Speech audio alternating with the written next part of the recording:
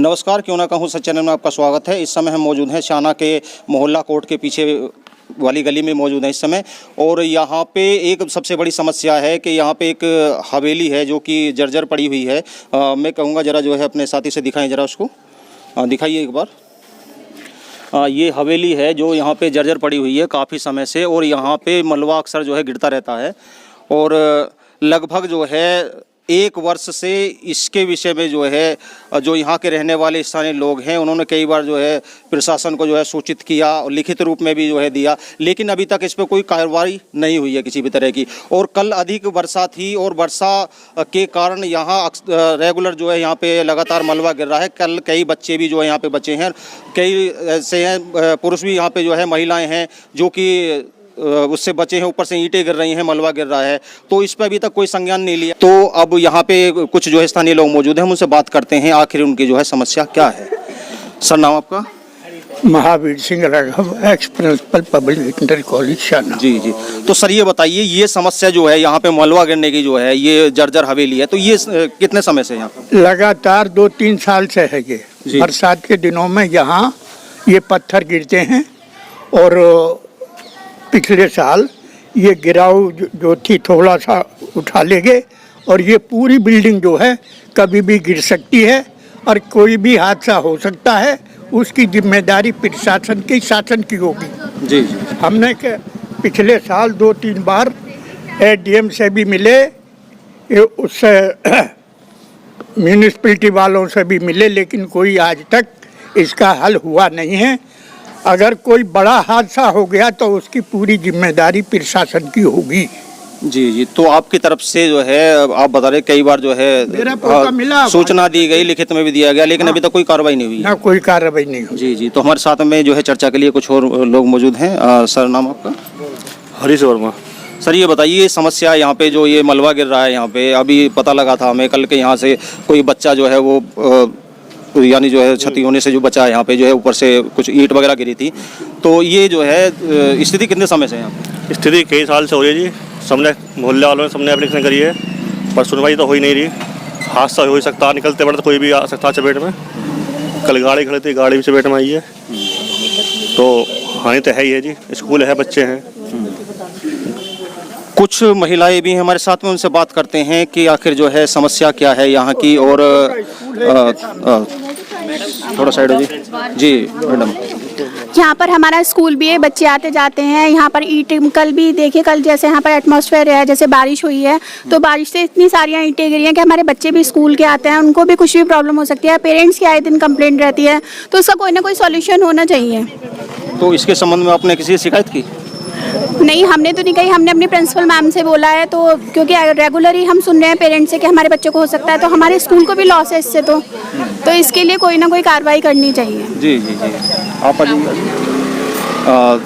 नाम आपका? जी, Sandeepa Goyal, BR Goyal public school की प्रिंसिपल। तो ये समस्या कितने समय से है यहाँ पे? सर कम से कम हो गए, देखो 4-5 साल हो गए, और 4-5 साल से ही ऐसे मतलब ये पड़ा हुआ है। यहाँ कुछ ना कुछ ईंटें गिरती रहती हैं, और कल तो बहुत सारी ईंटें गिरी थी बारिश के होने कारण या कैसे ही। और उसके बाद फिर धूप पड़ेगी और उसके बाद ये और ज़्यादा ईंटें मतलब कि तड़केंगी या गिरेंगी। बच्चों का बहुत डर है, और टीचर्स भी आती हैं बड़े, और पूरे दिन ही चलता रहता है ये सड़क। तो उसके लिए कोई सॉल्यूशन हो। जी जी। ये बच्ची है क्या? हाँ। अच्छा तो बेटा इधर आओ। क्या नाम बेटा आपका? शिवन्या। शिवन्या। तो क्या हुआ था कल आपके साथ यहाँ पे? वो ना मैं पेंसिल लेने जा रही थी, इसलिए वो ये जो ईंट है ना ये पोई गिर गई थी। अच्छा। और माया अम्मा जो है ना उन्होंने बचाया था। अच्छा अच्छा।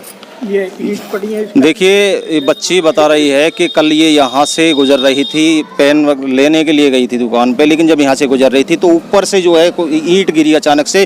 तो कोई महिला थी जो है साथ में, उन्होंने अचानक से हाथ पकड़ के खींचा। नहीं, कल भी कोई भी जो है बड़ी जो है घटना घट सकती थी, लेकिन अगर इस तरह की जो है लापरवाही होगी। अब यहाँ पे कितने लोग रहते हैं, यहाँ से जो है बच्चे भी स्कूल के लिए गुजरते हैं। यहाँ पे रोज छोटे छोटे बच्चे बहुत ज़्यादा जो यहाँ से गुजरते हैं, स्कूल भी है पास में ही शायद, और आम रास्ता भी है, यहाँ से काफ़ी लोग गुजरते हैं, लेकिन जो है प्रशासन का इस तरफ कोई ध्यान नहीं है। क्या प्रशासन तब चेतेगा जब कोई बड़ा हादसा हो जाएगा? आखिर प्रशासन को इंतजार है कि बड़ा हादसा हो यहाँ पे। तो कुछ लोग और मौजूद हैं हमारे साथ में, उनसे चर्चा करते हैं। जी जी गाड़ी थी, गाड़ी का हाँ शीशा- सर, नाम बताइए अपना। नाम मुकेश शर्मा। मुकेश जी, तो स्थिति कितने समय से है? यही करीब 3-4 साल से है जी। 3-4 साल से। तो हमारे चैनल के माध्यम से आप क्या संदेश देना चाहेंगे? सुंदर जी, ना मेरी गाड़ी खड़ी थी और उसका शीशा जो चटक गया है, जी, तो उसकी भरपाई कौन कराएगा? यानी गाड़ी खड़ी थी आपकी, तो मलबा गिरा उस पे, तो उसकी वजह से जो है क्षतिग्रस्त हो गई। आप देख सकते हैं गाड़ी का शीशा टूटा हुआ है, वो खड़ी सामने गाड़ी। जी जी जी। तो प्रशासन के लिए हमारे चैनल के माध्यम से आप क्या कहना चाहेंगे? हम ये चाहते हैं कि इसका इंतजाम हो इसका।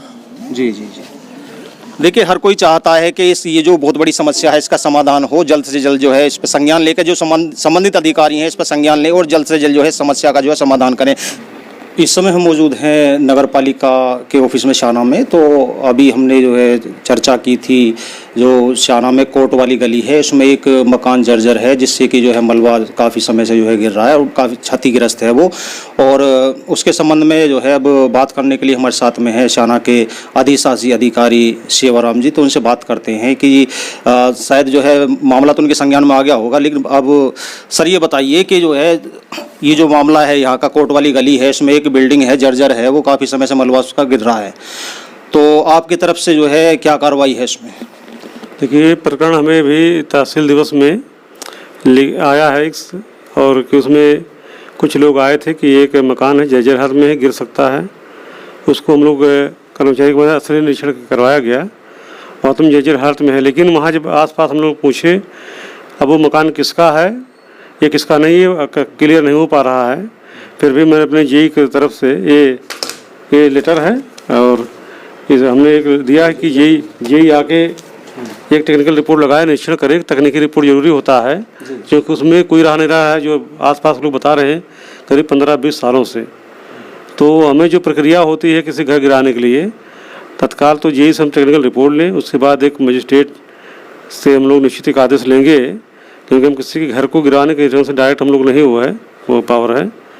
तो लेकिन हाँ, इतना जरूर लग रहा है कि वास्तव में जर्जर हालत में है वो कोई न कोई गड़बड़ आगे कोई हादसा न होने पाए और इसको गिराना भी मेरे ख्याल से। लेकिन अंतिम रिपोर्ट है कि जेई आज या कल आ जाएंगे। कल मेरी बात हुई थी जेई साहब से, तो उन्होंने आज किसी काम में बताया कि बिजी हैं। फिर भी मैंने उनसे कहा नहीं, आई जरूर इमरजेंसी काम है। तो उनका ठीक, मैं हो सकता 12 बजे के बाद प्रयास करूँगा आने के। अगर आज नहीं आए तो कल जरूर आएंगे और मैं और जी खुद दोनों लोग जाएंगे। संज्ञान में हमारे भी है। कल इस संबंध में एसडीएम मैडम से भी यहाँ बात हुई थी, उन्होंने भी कहा जाके देखिए एक बार, और गिराने लायक हो तो गिराइए जो नियमानुसार है। तो हम लोग नियमानुसार जो कार्रवाई करेंगे, ऐसा न होने पाए किसी के कहने से हम लोग केवल गिरा दें। निश्चित टेक्निकल रिपोर्ट बहुत महत्वपूर्ण रखेगा, क्योंकि टेक्निकल रिपोर्ट के आधार पर हम किसी मकान को निष्प्रयोज्य घोषित कर पाएंगे। उसके आधार पर जो प्रक्रिया होगी पूरा करेंगे। अच्छा, कल एक बच्ची जो है दरअसल में उसके सर में जो है ईंट लगने से बची, वहाँ से गुजर रही थी, दुकान पे कोई पेन लेने के लिए गई थी। बच्ची ने स्वयं बताया कि मैं यहाँ से गुजर रही थी तो अचानक से ईंट ऊपर से गिरी, तो कोई महिला जो है बराबर से निकल रही थी, हाथ पकड़ खींचा नहीं। कल भी कोई बड़ा हादसा हो सकता था। एक गाड़ी खड़ी थी वहाँ पे, उसके ऊपर जो मलबा गिरा तो उसके जो है शीशे भी क्षतिग्रस्त हो गए। तो सर ये लगभग जो है प्रक्रिया कितने समय में पूरी हो जाएगी? देखिए, वो तो अब जेई साहब की रिपोर्ट के आधार पर ही कि अगर ये साहब लिखते हैं तभी हम आगे गिरा पाएंगे। दूसरे, इतनी भारी बारिश हुई है यहाँ और लोग ये भी बताया कि लगभग 40 साल के रिकॉर्ड खासकर के बारिश में तोड़ा है। तो ये थोड़ा समस्या है और निश्चित जो जर्जर मकान है उसमें और ज़्यादा जटिलता तो आ ही जाती है। ये संज्ञान में आपके माध्यम से मुझे पता चला कि यहाँ के 1-2 ईंटें गिरना शुरू हुई है और वो भी बारिश की वजह से। लेकिन हम ऐसा कोई जल्दबाजी में ऐसा कदम भी नहीं उठा सकते कि किसी घर में हम गिरा दें, कि ऐसा न होने पाए कल के माननीय न्यायालय में कहीं कोई मैटर जाए। तो कम से कम जो प्रक्रिया है जो नियमानुसार जरूर पहले उसको पूरा करेंगे तभी। लेकिन फिर भी जो मुझे अनुमान है कि प्रक्रिया पर कम से कम 10 से 15 दिन तो लग ही जाएगा जी। अच्छा, ये थे हमारे साथ में अधिशासी अधिकारी शाना से सेवाराम राजभर जी।